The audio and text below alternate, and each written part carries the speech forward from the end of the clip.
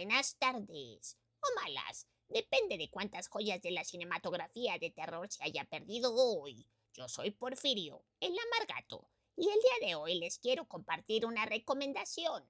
Como ya debe saber usted que ve estos videos, mi fanatismo por las historias de terror va más allá de los límites del conocimiento humano. Se extiende por galaxias y universos distantes. Lo mismo me veo una película islámica de genios que se apoderan de cuerpos, una japonesa de fantasmas que salen de locker, la coreana de la peluca siniestra, una tailandesa donde la piratería reproduce al espíritu, que un estadounidense de susto fácil producidos por el ruido. Y es que lo mío ya no es de gente decente. No se puede usted imaginar en qué plataformas entro con tal de ver esta o aquella película de susto. Hasta me salen esos anuncios de Platchers es gratis. Y ya sabe usted, un personaje saltando y moviendo sus atributos. Y aún así, espero a que pase el comercial para seguir viendo mi película. Desde luego, mis favoritas son las de fantasmas, aunque normalmente no discrimino si me quieren poner una gore o una de casi cualquier estilo, igual me las veo. Y en días recientes, un amigo amargato me hizo saber su inconformidad porque, según él, aunque en México hay montones de historias para contar, leyendas y canales paranormales para aventar para arriba, no hay buenas películas de terror, según él. A la mitad del argumento de mi amigo no le puedo discutir. La verdad es que me parece que en México casi cada persona con la que nos topamos tiene una historia o conoce al primo de un amigo que tiene una historia o el primo de ese amigo conoce a un amigo que tiene una historia, etcétera, etcétera, etcétera. Cuando se trata de apariciones, fantasmas y posesiones, hay anécdotas para pasar otra pandemia en el encierro. También es verdad que muchas de las películas mexicanas de terror que se han estrenado en los últimos años parecen hechas con plantilla, como si los productores creyeran que la fórmula del terror es una casa colonial, niña con vestido blanco, un espejo que nadie se explica por qué sigue ahí a pesar de que ya casi derrumban la casa, y un final de que todo fue un sueño, ¿o no? Pero mire, no es un defecto de nacionalidad.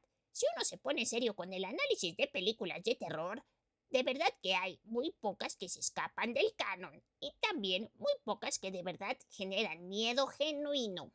La fórmula del terror es poco variable. O es una cabaña de que colinda con un lago o una casa vieja heredada de algún familiar. O sale la muñeca mala que la tía le regala al sobrino con un espíritu incluido. O de pronto uno de tus conocidos abre las puertas a otro mundo al jugar a la ouija, las cartas, bueno, hasta hablarle a una botella vacía en un puente solitario.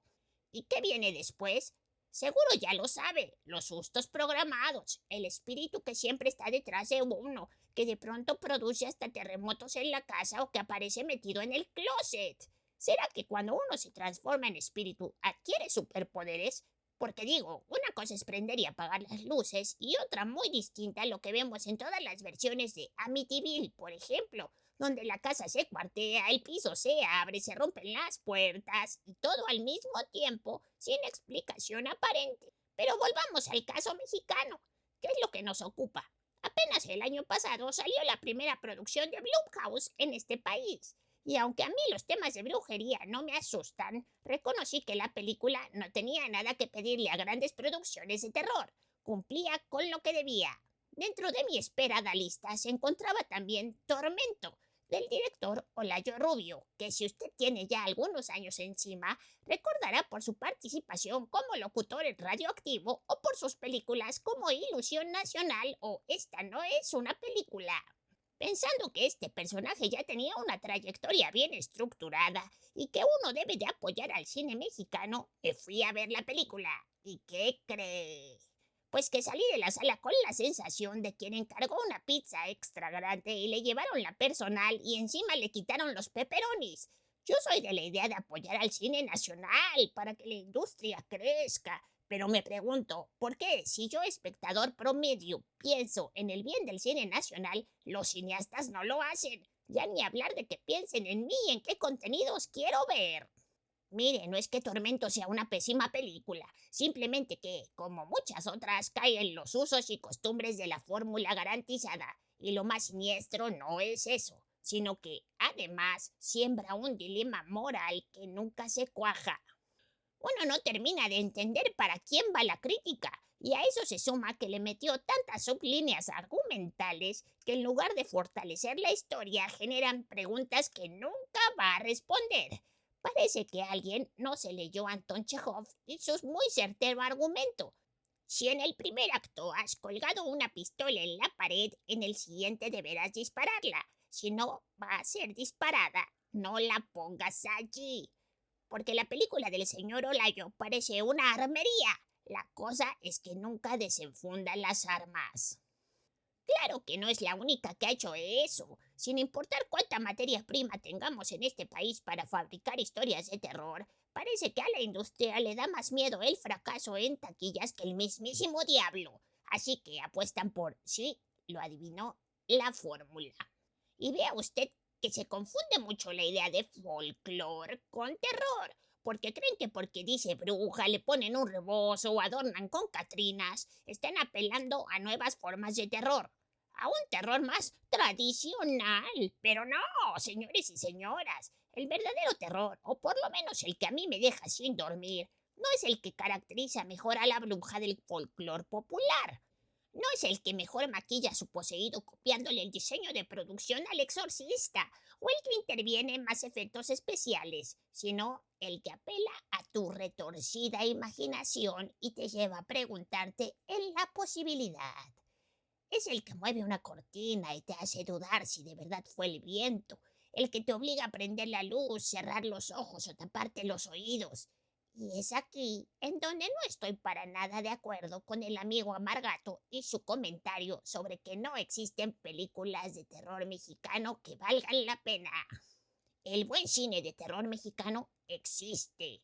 Se inventó en una época en donde, por desgracia, no se tomaban muy en serio la necesidad de invertir demasiado en sonido. Pero con todo y eso, un señor llamado Carlos Enrique Taboada decidió crear al menos 4 grandes obras de terror que escapan de los clichés y convencionalismos de gran parte del terror como lo conocemos en la actualidad.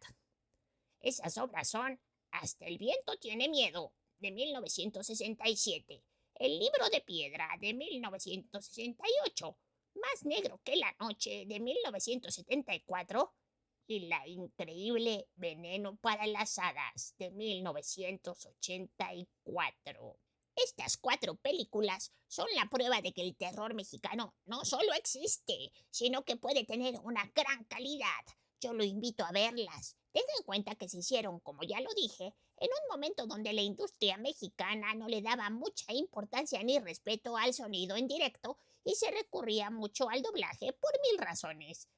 Y esto, querida comunidad amargata, no es nostalgia de, ay, las películas de antes eran mejores. No, le hablo desde mi conocimiento como espectador obsesivo del cine de terror.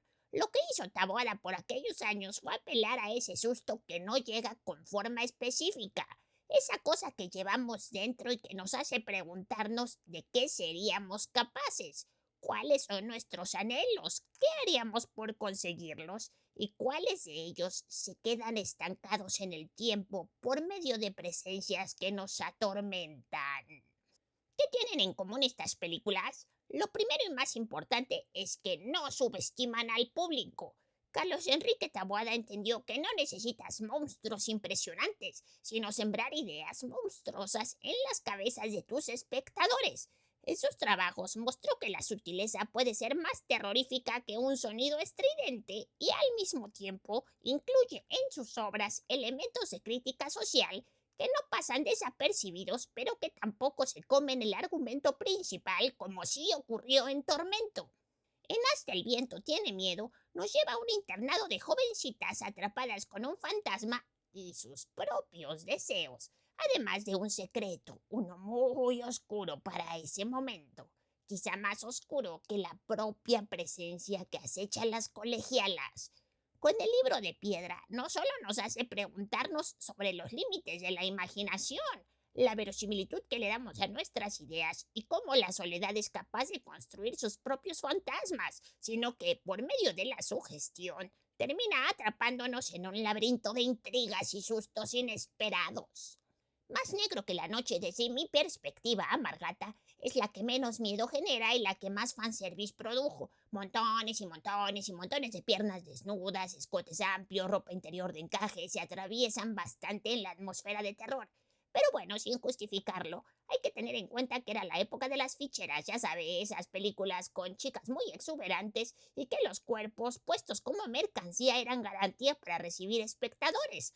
Con todo y las múltiples escenas de chiquitillas mostrando sus atributos, la película te lleva despacio desde la situación idealizada de recibir una iglesia que te salve la vida hasta el punto en el que descubres que no solo se heredan las riquezas. Y finalmente llega la que yo considero su obra maestra, Veneno para las Hadas. Esta película es una maravilla de invención, terror psicológico y thriller de niños malvados. Es la mezcla perfecta entre la sugestión, la superstición y el descuido del mundo infantil.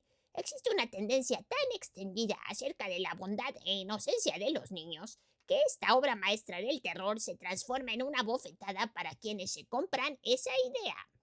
Aquí Tabuada no solo se centra en meternos en el mundo de dos niñas, Verónica y Flavia, y su peculiar forma de construir una amistad, si quiere llamarlo de alguna manera. A través de los espacios, los propios encuadres están diseñados para que como espectadores vivamos la historia desde el punto de vista de estas dos niñas. Y cuando ya somos parte del relato, nos da la estocada final. No se la cuento por si usted no la ha visto. Si es fanático del terror, debe ver esta joya y después dejar su comentario y su opinión aquí.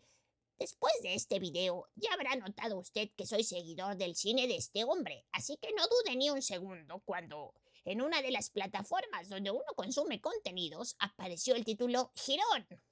Si usted no conoce a este director, el documental Girón le llevará despacio por el intrincado mundo de un señor que comprendió que el miedo más terrible es el que le tenemos a lo desconocido y que a veces eso desconocido está en nosotros mismos, además de contarle la curiosa historia de la película Perdida de Tabuada. Y regresando al tema, los invito a buscar algunas de sus películas, no los remakes horrorosos que se hicieron después, sino las originales, esas con fallos de doblaje y todo. Apagar la luz y mantener la mente abierta. No esperen ver estas películas sustos fáciles, es más, ni esperen ver sustos. Nada más acérquese a ellas para ver qué tanto de sus propias ideas encuentra ahí. Porque el verdadero terror es ese que se queda con uno todavía después de que la película haya terminado. Y eso es lo que estas películas hacen. De momento no me queda más que agradecerle por ver el video, pedirle que me siga, me dé like, me comparta. Si tiene un tema del que le gustaría hablar, no dude aquí en escribirlo en comentarios. Y nos vemos en el siguiente video para hablar de más cultura de masas, porque ¿existe otra?